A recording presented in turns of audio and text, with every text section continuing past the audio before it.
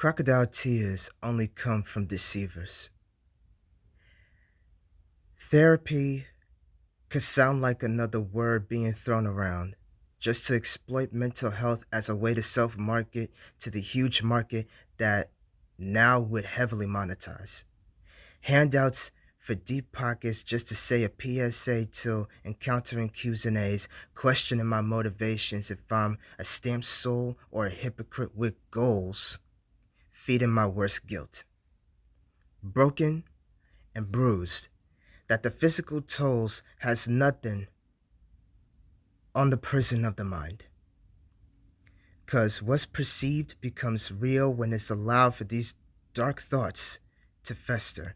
The lingering pain hidden in the subs to be the sub for throwing subs to those who didn't deserve the eventual direct hostility, only to retreat to the never ending escape. The more that I'm alone, the more I seem estranged from everyone. That the second I step out of that element, I've become like I was talking in circles trying to justify isolation. I'm always living in my time with the people I love the most and losing connections with the ones that I considered close, just trapped in my own world and technology had a hold. Because the real reason that every resolution is broken down before I can truly rebuild myself.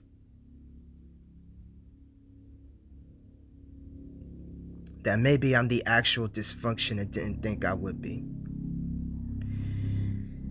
Growing up to be like this, because I'm so caught up in everything else instead of what's in front of me to have a solid relationship and not a crumbling foundation.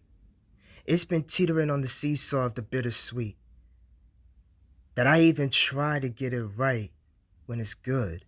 Though, when it goes bad, I'm just getting worse and it all goes wrong. I'm soon to be pushing 30. Yet, I'm still a child in a grown body, just existing to cause more problems that the meaningful messages means nothing if I ain't living through them. E- Every prayer that I'm sending doesn't really mean I'm receiving redemption. If I've been a failure after birth and a trigger to one's trauma, that I haven't been getting any better. The Lord forgives, and I'm still learning to forgive myself. To stop digging all these holes of mistakes I keep sinking in. To fill in the blanks of my loose cannon exchange. Hoping to unblock my barricade of defenses against the truth, to empty my head of the lies that I also slept with, the ties that does look and sound like I'm emotionally distant. Though I try to be available with my presence, and yet I can't even be on the same page with them.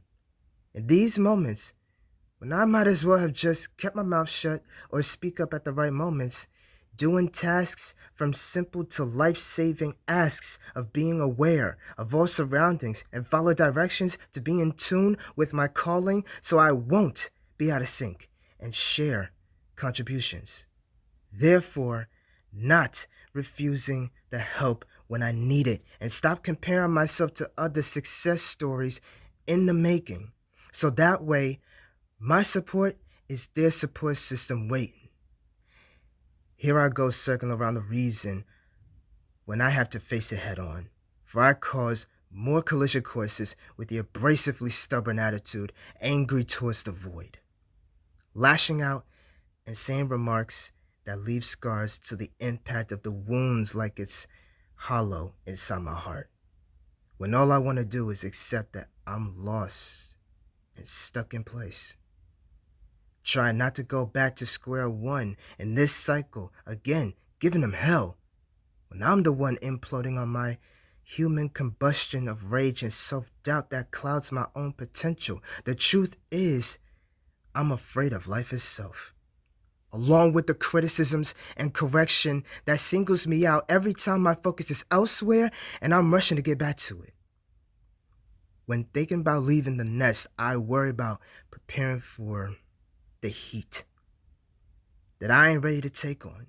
or the real responsibilities outside my comfort, holding on to fantasies. I've lied to use that as a defense, attempting to soften the blow after the suspicions, but doing that already make me sound even more guilty that things won't go exactly as I thought or think that they're better off without me. Like they don't need me, forcing my inclusion until I routinely ease my way back into exclusion. That I'm not reliable or dependable or capable to hold my own, let alone maintain a bond so close that detachments from my four-wall box and my phone isn't so bad at all. That my consistencies in ruining a good thing is more prominent. That my inconsistencies with having a life worth living has become so obvious, as if I've been messed up in the head like I don't know how to live. With options and communication, that my brain gotta be picked out for answers and simple questions, being compared to others as if I haven't measured up, just convincing myself that I won't amount to nothing. There might be some reaches in this book of an explanation upon all of these views of myself at the same time, no cap and all caps. That I've been wearing the caps of my own confinement, man of many hats, to express the feels with words when all I need is one to twist the bottled cap open on this search.